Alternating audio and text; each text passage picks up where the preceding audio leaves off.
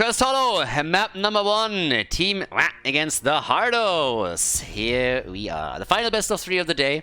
Now, I explained this already in the first semifinal, but just in case that some of you guys missed it, there is a reason, if you're watching this on YouTube, while there was only a single semifinal uploaded, and the other semifinal they had to forfeit.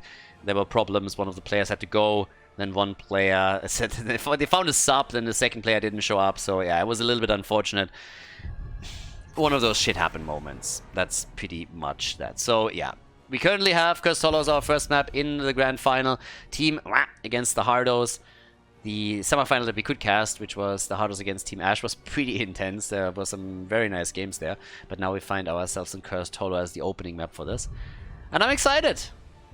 This should be very, very good. Hazu just played in the last series on Garden of Terror, the Vikings, for the first time in a long time. Maybe today we're going to get another Vikings game. I doubt it, honestly. I wouldn't mind, though. Win or lose, doesn't really matter. If you have the Vikings in the game, it's always kind of fun. It's a little bit similar to Abathur. Abathur, the slug, doesn't get enough play these days, unfortunately. It's actually the Anubarak that gets banned. So Jojo is up. Jojo, Stukov are currently up. The Globals are up outside of the Haka, so you have still Falstad. And what are we getting as the first pick here? Masquerade has first pick Johanna a lot, actually. So, yeah. Also, if you guys are not really aware of it yet, so today we have a sub player for Team because Ultralisk, he couldn't make it today. Had a scheduling conflict or something. They're already doing really well for the playoff standings, so it wasn't that big of a deal. Panda Colada subs in today for Ultralisk. And on the side of the Hardos, obviously most people already know that Nick's Smurf account is Hans, and Kirillian is the second account of Yasu. So they are here in full force, pretty much. Yeah. Brightwing and Blaze! Yeah. Keep blazing. Blaze is such a strong side laner. Blaze, Urel, and Leo. These three, oof. Yeah, just insane. Yeah, and Brightwing, obviously, for Yasu, a strong pick for him too. We still have Stukov up, which could technically be taken if they're looking to maybe go for some kind of sniper composition. Just lurking arm in general is really nice in these close quarter battles. There's Jojo, a little bit later than expected. We had a Hanzo first pick. But we get Hogger for Dequaza. Dequaza's just nuts. That guy's just so incredibly good. But yeah, what are we going to get on the bans? They still have not picked the support, so there's a chance that the Hardos are just limiting the support pool a bit. The 2, 3 to suggest to consider the most is Stukov, Anduin, and Malfurion, I guess. Don't think I'm missing someone. But they go and ban Sylvanas, so no Sylvanas in this game. She gets played a lot. For good reason. Girl strong. And there's the Diablo ban. No Bad Benny on Diablo. Is he going back to his old tricks and plays... No, Tyrael! Alright, Sanctification and Bunker. Double layer of defense with Tracer. So Tracer will benefit from Tyrael's shield. Doesn't get the Malfurion overheal that she normally is looking for, but Brightwing again gives a lot of advantages, especially on the CC end. Okay. And off we go. I like it. Bit of a different style. A lot of responsibility, obviously, on Tracer's shoulders immediately. And the final 2 picks for the blue team. Falstad and Uther. Here we go. A little bit more global for the blue team, and we get Uther for the potential Divine Shield, or maybe even a Divine Storm. If you're going up against Tracer, the stun plus Benediction is already nice. If you get a Divine Storm in, you can lock her down for even further. But obviously Divine Shield has a lot of utility, so it's going to be the likely choice, but time will tell. And the final pick for Hazu. Lul Nara. It's Bambi time. Cursed Hollow, everybody. Map number 1. Let's go team against the Hardos. Cursed Hollow, our first map. The blue team starting things off with Dequaza on Hogger. We got Dino on Falstad, Nagrom on Uther, Panda Colada is playing Hanzo, and we got Masquerade on Johanna. On the right side of the map in the meantime, the Hardos and Red are starting with Bad Benny on Tyrael. We got Hazops on Lulnara, Nick on Tracer, Yasu on Brightwing, and Copenhagen is playing Blaze. Yasu! Gesundheit. Okay. By the way, I watched the latest episode of Demon Slayer today. Holy fucking shit, that 8th episode of Season 2 is insane! Favorite anime lately, I gotta say. There's a couple of really good ones out there right now, but that one is just taking the cake. Beautiful anime, great story, a lot of fun. I really, really like it. Okay, so now that we're heading into our grand final, the big question is obviously who is going to take it today. Will the Hardos get a few more points for the standings, or is team farming things once again? Nick is the one who can make the biggest impact here, for sure. So him on Tracer is going to be huge. Doesn't have a lot of CC against... I mean, he has some CC against him, don't get me wrong. But this is definitely manageable. Let's put it like that. So, yeah. But either way, by now we got a Dino at the top, playing it very, very safe. Needs to be a bit careful. He's also going to be one of the main targets of Tracer. Tracer and Genji, they like chicken. Zeratul too, by the way. Zeratul, he loves chicken. He always goes for the birdie. I'm still not quite sure how exactly he eats it, because the guy doesn't have a fucking mouth, which makes it even weirder that he has this cloth mask thingy going on. So, yeah. Yeah, Zeratul was wearing a cloth mask before it was cool. Was a man that was ahead of his time. I mean, but again, the guy literally doesn't have a mouth. You know how Zeratul yells at people? Exactly like that. Alright.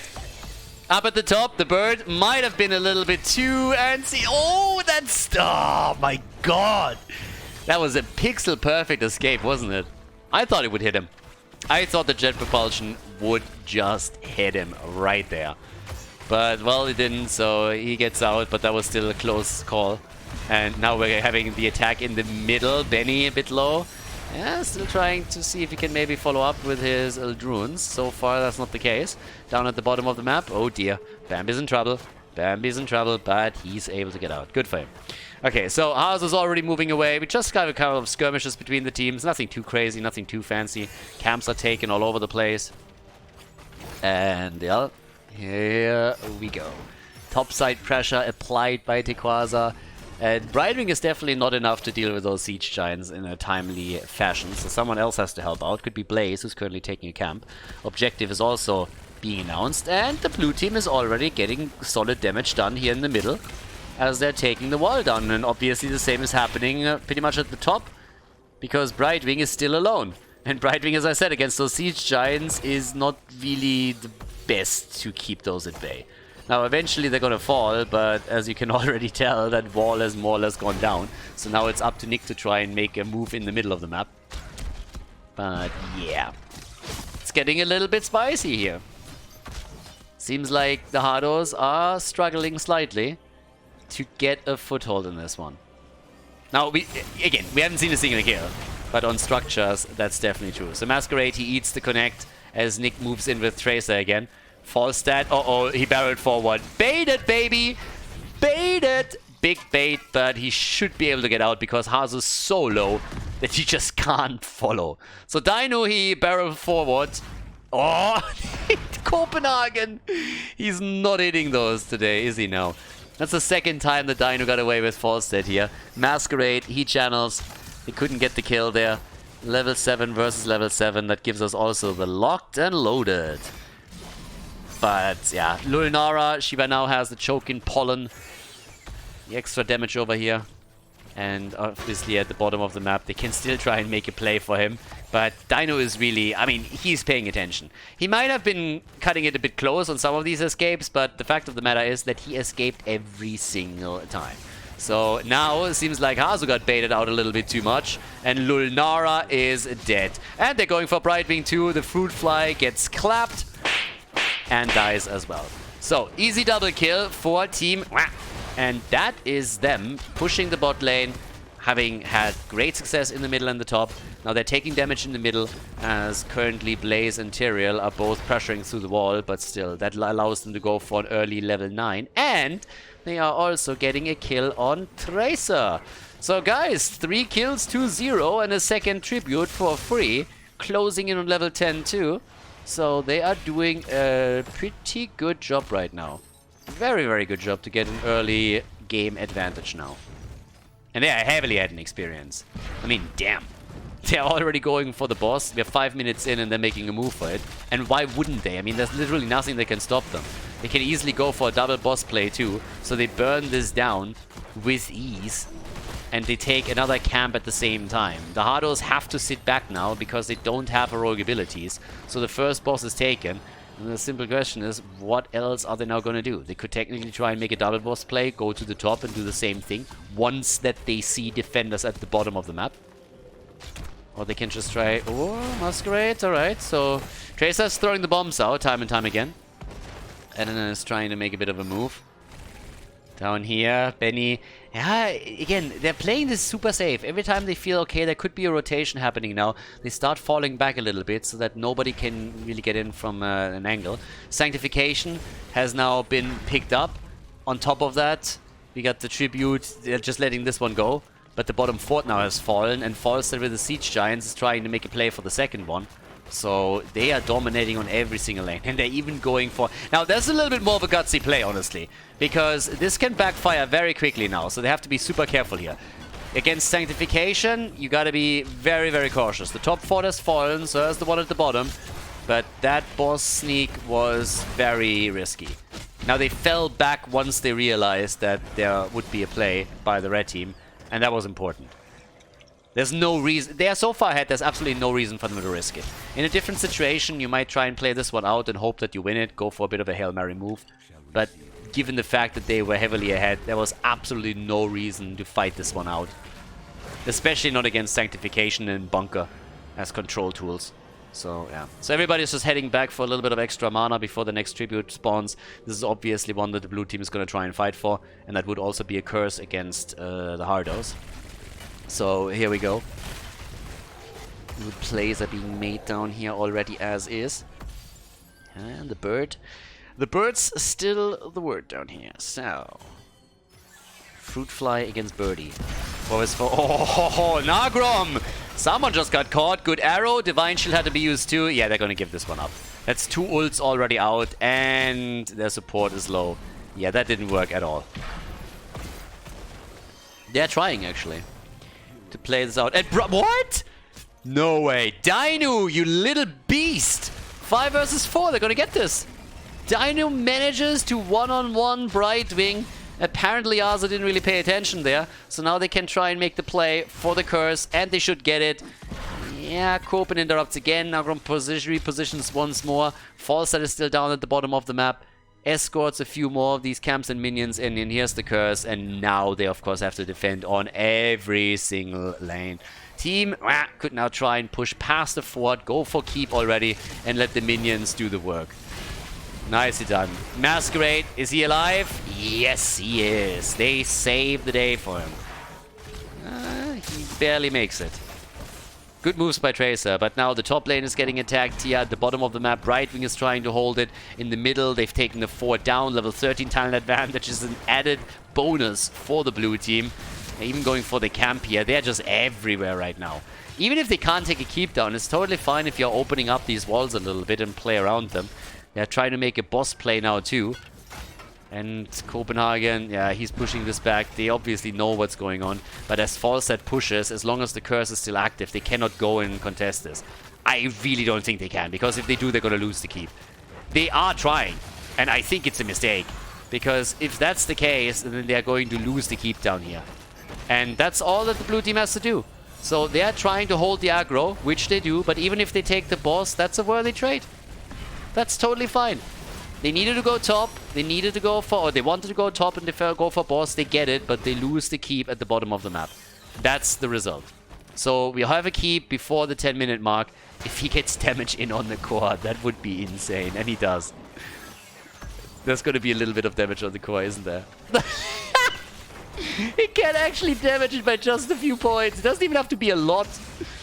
So yeah, there's the attack. The core goes down by 10%. Make that 15, down 17 points. And that's 20% of the core just gone. 25%. 10 minutes into the game. Arrow, nicely dodged. Brightwing has now joined the top. They're going to lose the fort here. But still, 25% off the core and a keep. I mean, are you kidding me? Yeah, that's a win right there. Sanctification, they really want to fight now. But Blaze isn't here. Blaze isn't here and Falstad is, and that's the end of Bad Benny. Bad Benny cosplays as Dead Benny. And, well, this is not going well for the Hardos. Hardos don't have a kill yet. The Hardos don't have a single kill yet, just saying. We have 5 kills to 0, nearly level 16, and the Hardos are still waiting for kill number 1. We have 17,000 damage for Hogger, top damage dealer for them. 27,000 for Tracer, and it just doesn't matter. It just doesn't matter at this point. The bot lane is a consistent problem, and oh boy. Now with level 16, they're gonna go for boss, and you know what that means. That's a move for core. If you take this one, that one moves for core directly. So the red team is forced to react, and they are going in. Against level 16. This is not a fight that you want to fight. You're sitting there and you're like, I don't want this battle. I don't want to be here. I don't want to fight this at all. But they're pinning them down here, and as all of this happens, that top lane is pushing and pushing and pushing. With the Siege Giants and potentially Falstad. So, yes, they are making the right moves, and there's going to be a freebie on the Tribute, as someone needs to deal with the Siege Giants, and the next catapult that is moving in here. This one is not going to do enough, especially if Falstad at any point feels confident enough to move out at the top lane and push this further. Yeah, there's that. But anyways, down here, they make a play for the boss again, because the Hardos are caught between a rock and a hard place. They have to defend the top lane, they have to go for the Tribute. I mean, they are in just so much trouble now. Finally, they have level 16, but the boss is taken. So they take the Tribute, but the boss is claimed. Blaze is defending the top lane. And now the only real question here is how deep is Team Y going to go with this? Are they going to go for core here? Or are they just totally happy with going a bit more core damage in and then setting up a potential backdoor later on in the game? So right now, here's the next play being made. Shockwave is already out. Sanctification has been used. Panda turns it around. Gets the arrow in. The Ultralisk replacement is locking the damage in as well. And the red team is dropping low as Quasar is using Hogger to crush them here. Down goes Brightwing. The boss is on the core. Tyrael trying to escape. Blaze is shut down. He's dead. And that's a 5 versus 3. And the boss is already destroying the shield. They're gonna lose game 1 right here. The Hardos a bit outmatched in this first game. Team with not a single death. Not one death for them. 7 kills, 2-0. Perfect game by the blue team. This is it. Cursed Hollow goes to Team Wah as they take the lead in the grand final. Before we head into game number 2, make sure that you subscribe to the channel if you haven't done it yet so you don't miss out on any future content here on Khaldor TV. Map number 2. Infernal Shrines it is, as we are heading into the second map of the best of 3 series at the grand final of qualifier number 8. Team Wah has taken the lead, and they did not even lose a single hero. Nobody died. Absolutely nobody died on their side. And the Hardos, yeah, they were a little bit outclassed there. They were hoping to make some plays with that Tyrael and Blaze combo, and it just didn't really work out for them. Tracer did a lot of damage, but she just couldn't get those kills. And that was a big problem. So, yep, right now, what are we doing? We got Falstad. He's already banned instantly here on Infernal. We're talking about any kind of hero that makes a huge impact, obviously, on the Shrine. On the side lane, we're talking about Leo, we're talking about Dehaka, and we're talking about Blaze. Urel also comes in as a 4th, but those are picks that we're likely going to be seeing here. Besides that, Diablo, Johanna, 2 very, very good tanks here, depending a bit on playstyle. Jojo should be picked or banned, and I would also expect that Rhaegar gets banned, and maybe Stukov too. Yeah, the first pick and first ban goes to the blue team. I'm lying, actually. Sorry, the red team, the Hardos, have taken first pick. So, yep. What are we getting as the final one? Is Jojo getting banned right now? That would be a great first pick. Yeah, or maybe even they go for a Diablo ban. Okay. a Benny with those wall stuns. So instead we get Hanzo. Honor. Hanzo. Okay. It's always kind of weird to me when you have Hanzo against Tychus. I mean, one guy is literally a massive machine gun, and the other one just has a bow. And I'm just like, heh. But yeah, one guy throws grenades. The other one is just like hopping around the entire time like he's on crack. Blaze and Jojo! We have quite the double pick here. Oh boy. Blaze and Johanna in the first rotation. I mean, I talked about both of them as being excellent on this map, and yep, they are locking them in. So it's good for the top lane rotation, for the side lane. Copenhagen reacts with Leo. Oh, Schallswiffer! And yeah, Sylvanas is a pick too. But that is already incredible for not only wave clear on the objective, but also just stain. What's gonna be the support though? Brightwing is up, Stukov is up, Anduin is up, so a lot of the good ones are still here. And they could take them. But yeah. Party time. Stukov gets banned. That starts to limit the pool a bit. Both of them have not taken a support yet, but from the perspective of the blue team, makes the whole lot of sense. They are the next ones to pick, so they're gonna lock their support in right now. But the fact that they banned Stukov clearly shows that they didn't even want him. So they're gonna go for something else here.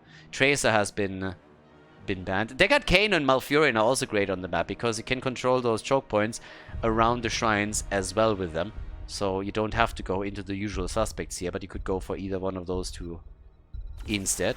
Junkrat and Anduin. Okay, Anduin is in. I mean, you already can tell that Anduin is a beta because every single time that he gets picked, he says Alliance above all, Horde for the win. You weakling. What the hell? Ridiculous. Tyrael again! Alright. Once again, Tyrael. More sanctification. They're giving it another shot. This time with Uther, played by Yasu. Let's see if that works out for them. I mean, sanctification is amazing, don't get me wrong. And if you play it well, that's great. But I look over to the blue team and they got Junkrat, Jojo, Blaze are incredible. Only question is what Dino's going to pick now on the damage numbers. So, yeah. Final pick on Infernal Shrines, our second map in the series. It is Gul'dan. Okay, we're going Smork in this game. Gul'dan, everybody. Panda Colada takes over, Dino and Junkrat, and with that we're heading into Infernal Shrines, our second map of the best of 3 series, the grand final of qualifier number 8. Yeah, prepare yourselves for battle. They definitely need to do that. Stay Quasar on Blaze. That's already a good pick for him. Dino and Junkrat. Nagrom on Anduin. We got the Panda Colada on Gul'dan. Him subbing in today for Ultralisk has worked out well for them. And Masquerade is playing Johanna. Great lineup for them. They have a very, very strong composition. The Hardos on the right side of the map with Bad Benny on Tyrael for the second time in a row. We got Hazops and Sylvanas.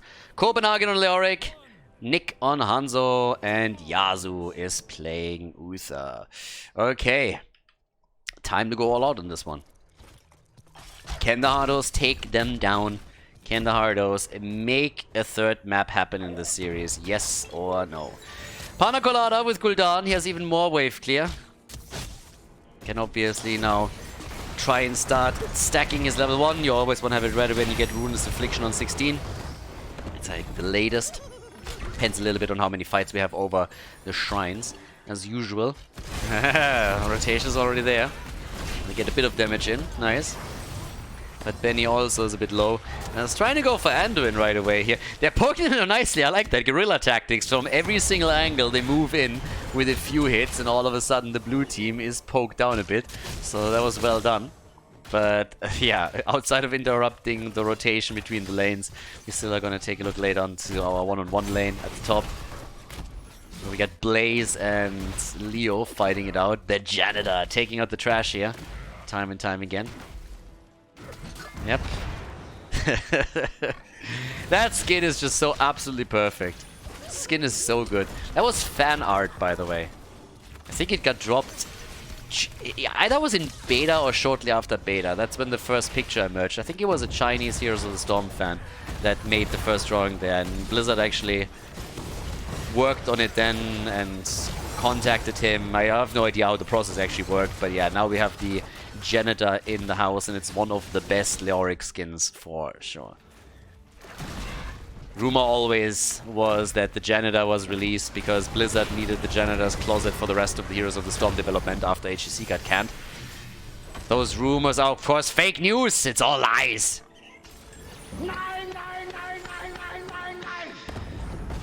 Or maybe there's a kernel of truth to it.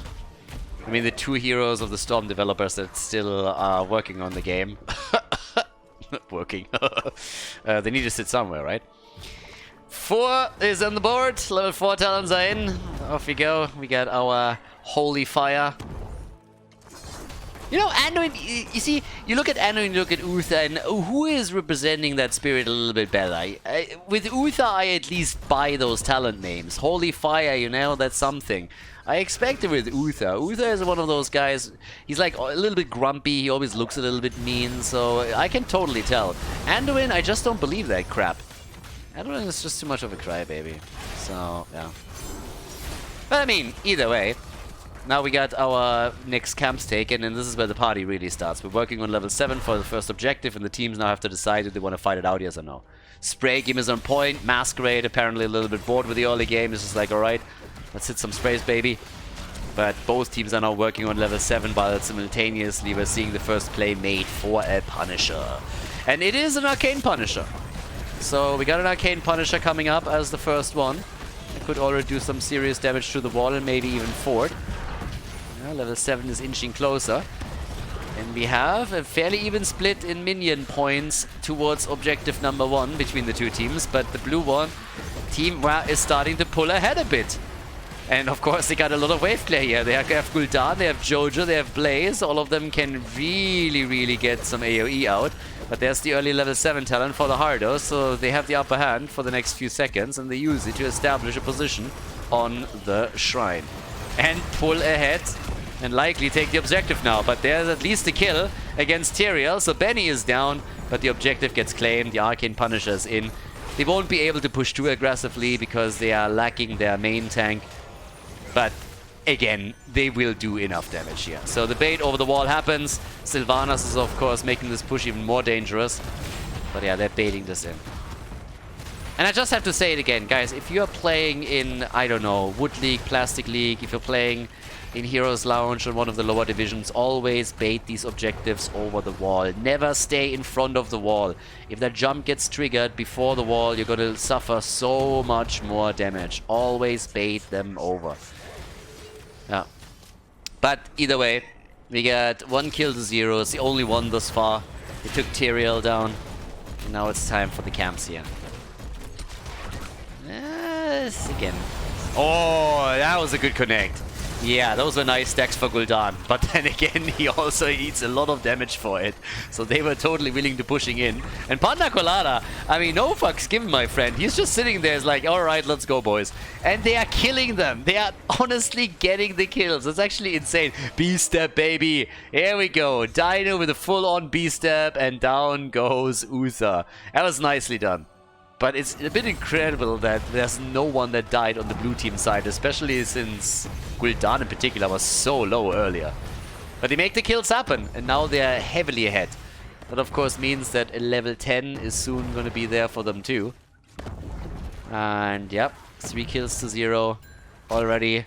We're getting the move in for the additional camps. Gone are the times when you could just provide vision for the fountain and take it out. By now, they're invulnerable until the fort is destroyed.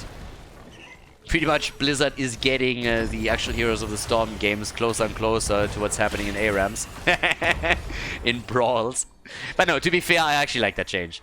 That cheese towards the fountain was always a little bit weird. Always had a little bit of a bad feeling there. So yes, I like that they did that. But obviously it supplies you with also some meme material. Either way, level 10 abilities are ready for both. We get the arrow again, we got Divine Shield plus also Sanctification. Entomb, shocker, I know. And what are we getting for Anduin? Are we gonna get the bubble? Are we gonna get the word today? from Anduin. Nah. Oh, arrow and zip. Everybody is safe. I don't believe that Anduin is going to go for the word. Is he going to pick the word? A little wordsmith over here. The Wordle genius. Oh, that was a good Orify. And that is a good stun follow-up, and that's a great kill. Yeah. Anduin, I mean, he's going for the word. He has all the words. Incredible. It's amazing. Everybody says so. Is it the word? Is it not the word? We're gonna find out. But he has all the words. Everybody's saying so. And he's not going for it. Alright, all that suspense for nothing. For nothing. Oh, good God. Got crushed. Yeah, that was the entomb out of nowhere. All that suspense, and then we're getting the light bomb. That's just sad. That is just sad. Anyways, they are getting really murdered here in the back. Boy. Yeah, Nick! They killed Ulth at least, so they get the counter kill. But oh my god, that was pretty insane. That arrow volley that we saw from Hansel there. Whew. All the geometry, baby. He crushed them right there. Anyways, now level 13. They still have an entire level lead, but they have no one at the top lane just now. They might give this one up for free. Well, maybe not. But Junkrat is still at the bottom of the map, even with level 13. Is just saying, alright, I'm going to push this out a little bit. Benny, yeah, he wants him. Yeah, no judgment though. Okay, so Benny can try to annoy him a little bit, but that's about it. And here they take over with the talent advantage. That's exactly what they should do. Fight for the objective. Now they got the full 5-man here. So that's good. And now we go. Yeah, bot lane. Ford has taken some damage. No level 13, and they're still fighting. 28 to 28 towards the objective. 33 to 30. But here comes the Riptire. Sanctification is still out, so they could get it. 37 to 34. Light bomb. 39. And the blue team takes it. Horrify. The Divine Shield. Sanctification. They pull out all the stops to keep everybody alive. Leo is gonna die 100%. And Hazo gets just booped around from left to right, from right to left. Can literally take the hands off the keyboard at this point because he's not playing Heroes of the Storm anymore. Now in the middle we have all of a sudden a catapult pushing in, so Blaze takes care of that. But they zone them out from the top lane, and that is the end of the top fort. So here we go. Top 4 down, 7 kills to 2. Now here in the middle, what else are we getting? They're trying to steal the camp away. And while all of this is happening, the Punisher is just doing work here. Blaze at the bot lane, so they need to get out. But this is a wild one. The Entomb, and he only caught Bad Benny. Copenhagen, not like this. No, it's wrong. Come on, bro. Catches Bad Benny on Tyrael, and he's like, oh shit, he's on my team. Got him. Anyways, 7 to 2 kills. They're 2 level ahead. They are soaking the lanes everywhere. So with this, level 16 is close. They steal the camp. There's the engage. No, the disengage as Masquerade jumps out. Riptire again. Horrify. And Uther is dead. These combos are too clean. The last couple of tournaments, Team was always a tiny little bit off, but at least today, these combos are super clean again. And they're playing with a sub here. Let's not forget about that. Ultralisk isn't here today. 26 stacks for Gul'dan. They're on level 16, and he still is far away from completing his level 1 quest. But then again, to be fair, we didn't have too many long and extended fights where he could have stacked that up. Right now, we got the Ruinous Affliction in, and all the way up at the top, Dequaza, very safe. I mean, they want him. And yeah, he knows it. Look at him. Sneaky bastard. You don't just gank up on Dequaza. Instead, we got Bad Benny zipping around here in an attempt to not only scout a little bit, but maybe also catch someone off guard. he has to go full slalom on them. Yeah, there's just obstacles everywhere. Next objective is at the bot lane, by the way. Only remaining fort is still here in the middle. Yeah, damage output. 31,000 for Hanzo, 29,000 for Junkrat. They still maintain the 2-level gap between the teams. And here comes Dequaza with the jet propulsion that didn't hit anything. So yeah, They still got the Riptire here that removes the shield pretty much, but the arrow, and again it's Anduin. Anduin is just, honestly, like, how much do you hate Anduin when you're a damage dealer, when you're trying to coordinate, right? All the stuns are just pitch perfect. You YOLO out the Hanzo arrow and it's like, boys, I got him! The follow-up is there, and then Anduin comes in and just says, yeah, not happening. Time and time again. Yeah. Oh, the choke point! Hanzo! Oh god, he YOLOs out the Wailing Arrow. I feel a little bit sorry for him. That's the second time that he gets absolutely caught off guard there. Gets stunned, then the displacement hits him, and he finds himself simply on the wrong side of the team fight. Now they're losing the fort in the middle because of it. It's 9 kills against 2. Level 16 will soon be ready for the red team, so technically they could try and fight for the objective, but they need to get Sylvanas back, of course, before any of that can happen. So, yeah. Top side, Dino still doing his thing, the crushing hope. I mean, there's only one side's hope that's getting crushed right now. Get the spell shield out. Benediction is ready. And now towards the bottom of the map, the red team is starting to take even a lead. Okay, bunker is up. Buys him some time. Cooldown exchange. That's always a win for Leo. His cooldown is fairly low on this. But yep, that's a big tool that is missing now, of course. So they at least drained that. Panda Colada is getting closer and closer to his 40 stacks for the level 1, which is going to make him even more dangerous. Jet Propulsion connects. There's a few more hits in here.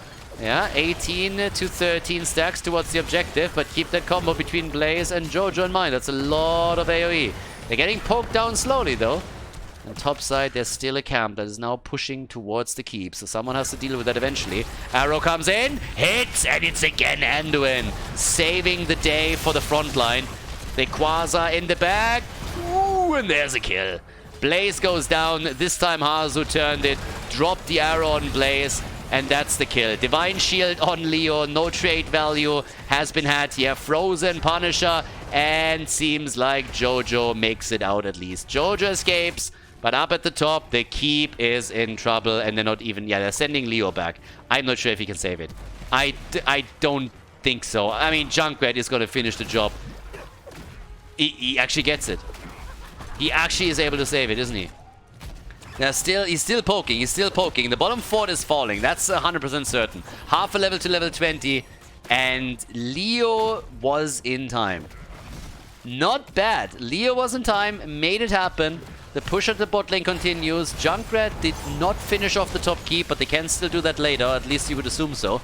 Obviously, the Frozen Punisher is absolutely essential here for this push. Super strong. And right now, we got... Yeah, well... nearly level 20 for them, and they still have nearly a 2-level lead, which means there's going to be plenty of time with level 20 for Team to go topside, take the keep down, and maybe do even more than that. So the red team did exactly what they needed to do. On the way back, they started to take all of the camps, and they're using that little window to get that done. The problem really is that for the blue team now, we have some incredible level 20 talents. The cooldown reduction on the ult for Jojo is insane. Getting Heaven's Fury is just absolutely incredible. You have the fortified bunker on top of that. You got Haunt now as well. And we got the sensor here for Anduin. So their 20s are huge. Arrows are being YOLO'd out again, and Anduin just shuts it down. But here's the keep. Already taken. They're pushing the bot lane though. So they're attacking on every single lane, more or less. And are trying to buy themselves a little bit of time. With success, I might add. So the Hardos, they're making the proper moves now here in the late game. They know how to play this. They need to buy themselves time, and they know how to pull that off. So they push out the lanes, they force the retreat. Team needs to go to the mid and the bot lane in order to ensure that they're not going to lose a keep themselves. So for now, it's still a bit of time left for the Hardos to soak level 20 and then fight for the next objective. Now, one of the problems is the next objective is at the top side. So first of all, that means that there is a fountain and also a fort that Team can retreat to. Second of all, it means if you take that one, as the blue team, you go for core. You can bait it in the middle a little bit, but still, you're going to go and make a play for core. Now, with that, we have level 20 now coming up any moment for the Hardos. again, they're playing this very, very safe. They're just waiting for the minion waves of the blue team to push in. Little else to do. So already retreating here, as you can tell. But the wall should at least fall. Gul'dan can poke this one out. He's at 37 stacks on the level 1. Again, the power spike is soon gonna hit. And that's gonna be big for them. Not only for the objective, but for anything else. So, Seal of Eldrin gets taken. Alright. Seal of Eldrin and the Burning Despair. Not going for the Entomb and not going for the Holy Arena here. Instead, we got a bit of a deviation away from that. Redemption for Uther. And Anduin is immediately moving back out. But the objective gets announced. It's a 20 versus 20 fight. The Hardos made some incredible comebacks reality already earlier today in the semi-final. Can they do it again? Can they do it against Team...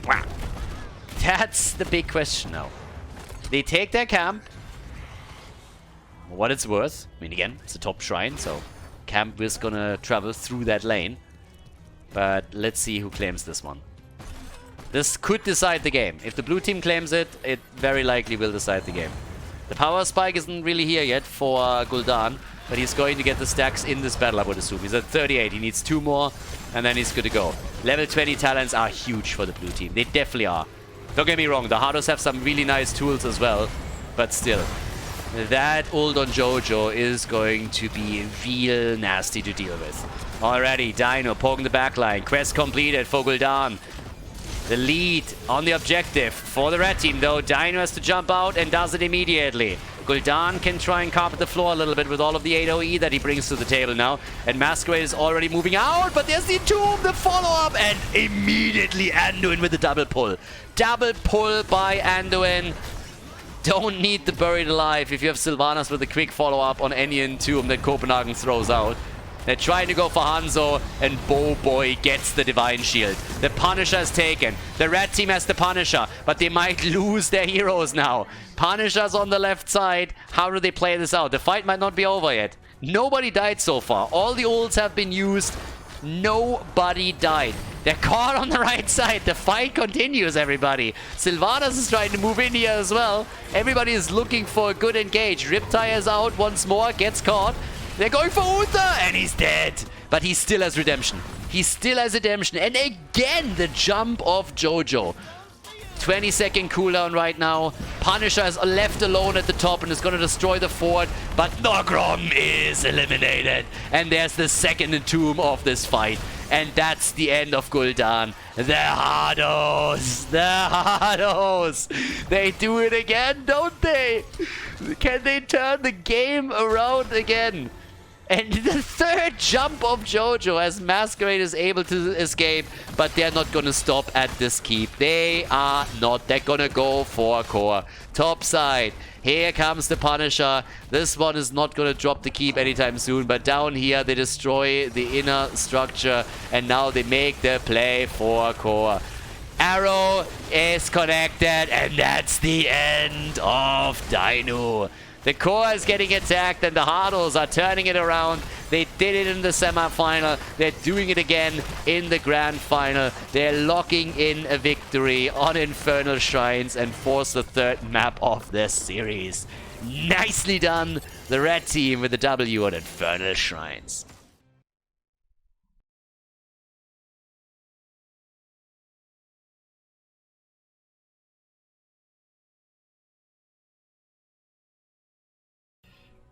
Third game.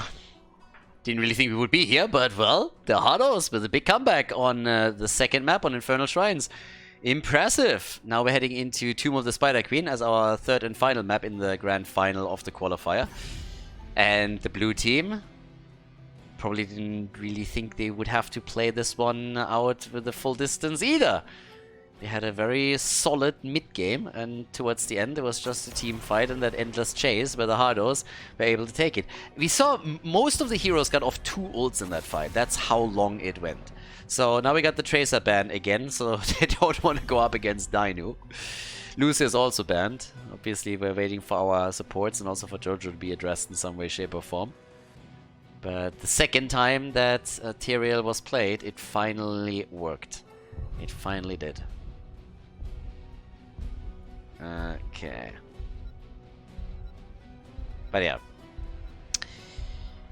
I'm a bit curious what kind of style we're gonna see now, because technically on Tomb of the Spider Queen you can go for very different playstyles.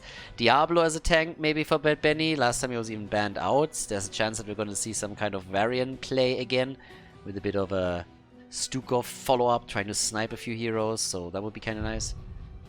And yep, there is Diablo already banned. This time against Masquerade though, not against Bad Benny, but Dibbles obviously is pretty solid here. Also easy for him to get his soul stacks together, since he can just rotate between the lanes. Give me the first pick, baby. Support's all up. Jojo, Rhaegar, Stukov, everything is available, and they go for Rhaegar.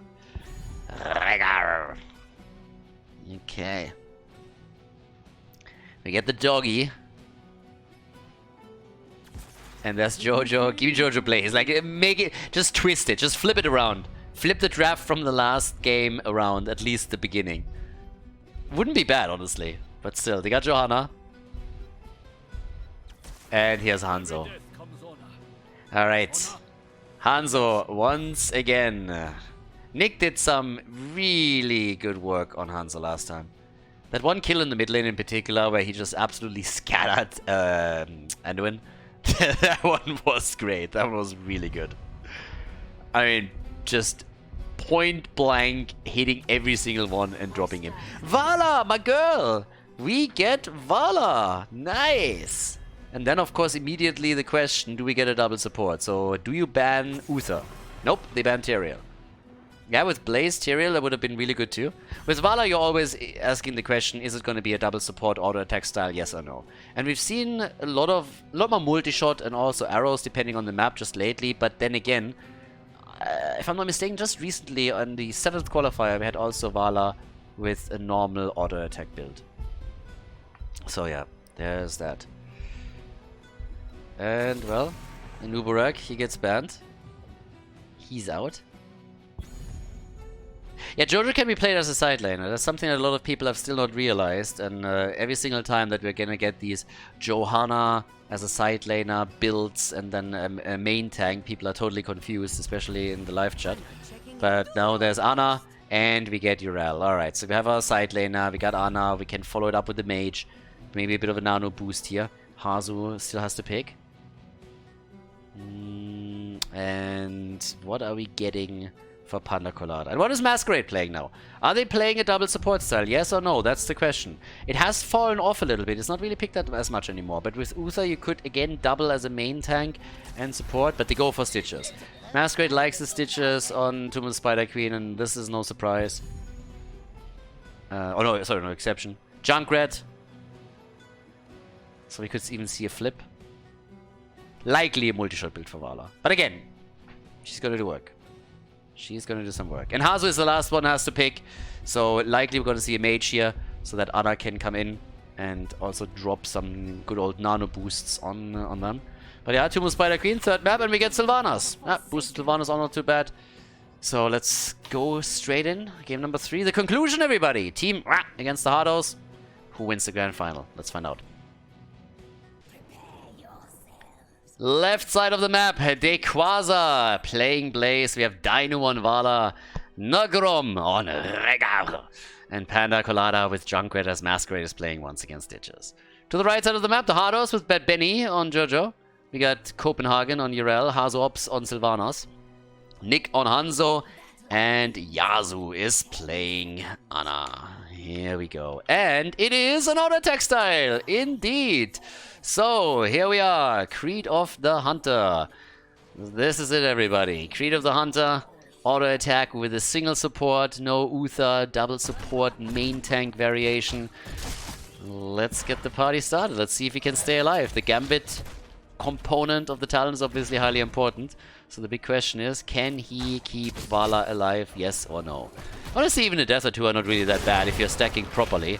But it's always that thing, if you're supported by more, you have a Zarya, maybe even Medivh in there, then it's just easier for you to go to the front line and keep in range of auto attacks, because you know that you're going to get that extra support there. And already the two damage dealers are playing against each other a little bit. I was just reminded earlier, by the way, there was somebody coming in chat and was like, hey, how you doing? And I'm like, well, can't complain.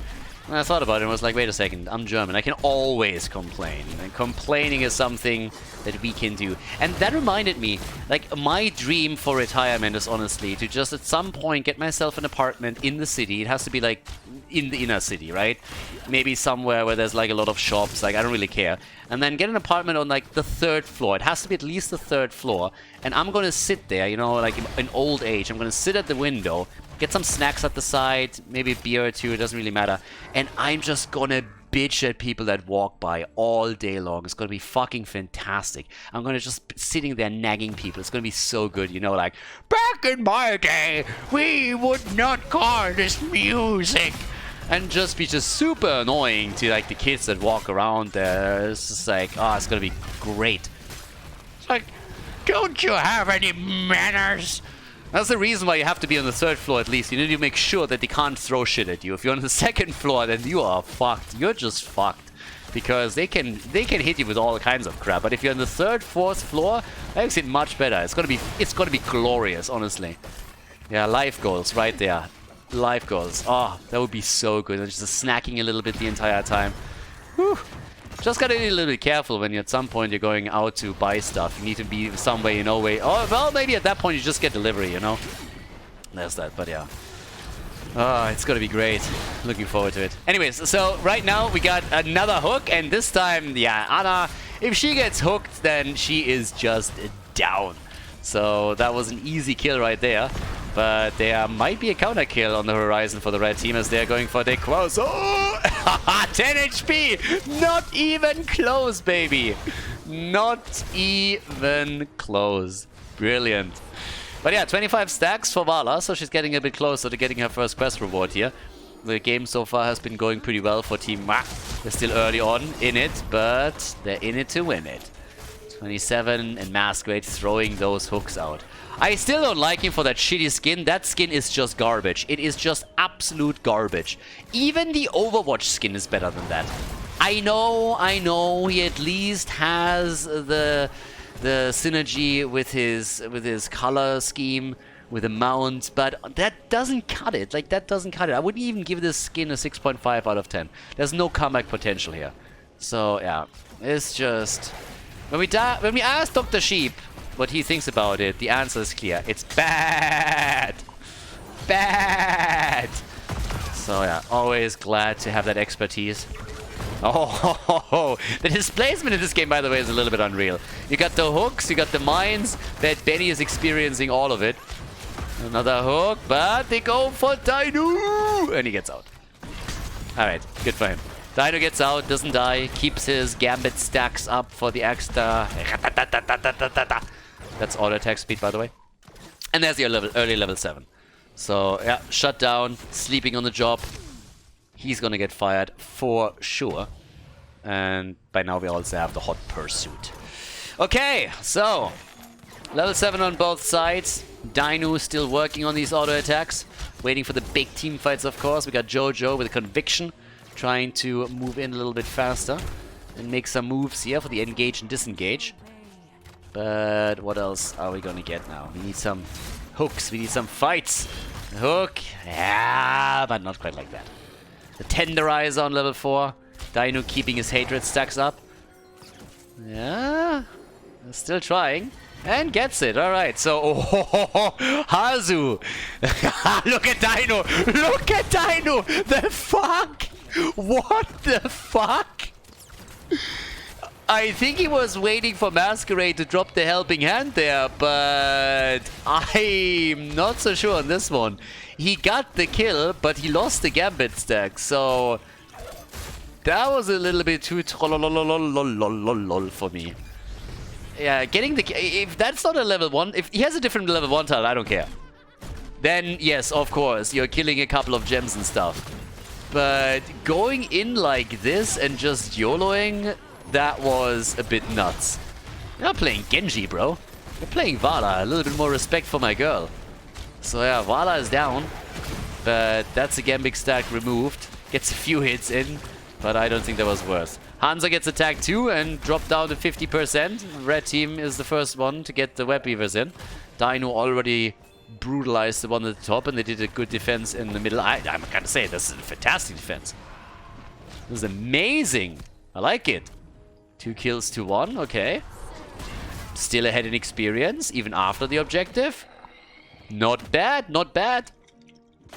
That's worth a round of applause, yeah? Good defense. Good defense. Well played. Bit disappointing for them. But, yeah, here come the level 10 abilities. Do we get any surprises? I don't really think so. We get Gorge, we get the Riptire, Ancestral Healing, Vala, likely. I mean, it doesn't really matter too much, but I suppose just gonna go for Rain of Vengeance here. Strafe, then again, also great. And Dino plays a lot with Strafe, to be fair. So yeah, we could definitely see Strafe. But time will tell. So right now, we have 44 stacks for Dino, so he's still waiting for the first reward there. But as the Web Weavers touch ground, they are already murdering that bot lane. Damn! Team? Team? Apparently the Hardos didn't get the memo. Should check their spam folder, because that was a problem, and that's also a problem. That heal got denied hard. Ana, baby! Oh yeah! Hard deny on the heal. That Ancestral got absolutely murdered, and Masquerade dies as a result. Not bad. And now they're trying to go for Dino, who nearly dies too. I mean, this is a little bit of a mixed bag now. First of all, the kill against Stitches was great, especially the heal deny. But then at the same time, you lost the bottom fort already, so I'm not sure if you can really call that a win. And the team is still doing damage because Hazo is now at the bottom of the map. So there's that. Top side, they lost the entire wall. In the middle, yeah, they were still able to save it. I don't know what to think about this push. It's an odd one. Yeah, Dino is a little bit late also on... oh, there's another hook. There's the Gorge. But I'm not quite sure if they're gonna get her. Especially since Paracolada is nearly dead. So yeah, he's still able to tap the fountain. Dino has 49 stacks, so he's now getting the first quest reward in a moment. But you can really tell that he's insanely slow compared to what you can do with a double support. We're 8 minutes in, and he hasn't really gotten anything there. So that's a problem. And a pretty big one. But they're trying again for that solo boss move that he already played out a few times, and that worked in the past for them. So can they do that once more? Oh my god! They get the Junkrat kill, but boy, that nearly backfired. The Condemn pulled him out of it. Yeah, they go for the hits. They have the bunker up. Vala needs a little bit more time as she's going for the boss, but I think they know. The first couple of times, yes, you could make that play. But by now, they know what's happening here. So Dino has to retreat. The Hardos, you don't fool them again here. The first few times that Dino pulled that move, it worked, because nobody really expected it. But now, this is a different time. Now, everybody has seen this once or twice. So, yeah, this is different. Sylvana's getting hooked, gorged, and killed. That's great for them, though. And they might even be able to go for our girl Urel here. Yeah, Masquerade! The master hooker over here. Oh yeah, he hits it, and he hits it hard. And that's, of course, another 20 gems gone. So Dino is at it again as he makes his move. Goes also for the Tempered by Discipline. 4 kills to 3. They have the turn in now. That's the second one for them. Fucking troll. Nagrom gets hooked too. Oh, the Frenchie. Masquerade, go get a baguette or something if you're too bored. Don't hook your allies. Here we go. They take it. The boss is claimed, and the Web Weaver's also touching ground in a few. Well done. Yeah, but off we go. We got 21,000 in damage for Vala. And 36,000 for Hanzo. That fort is toast.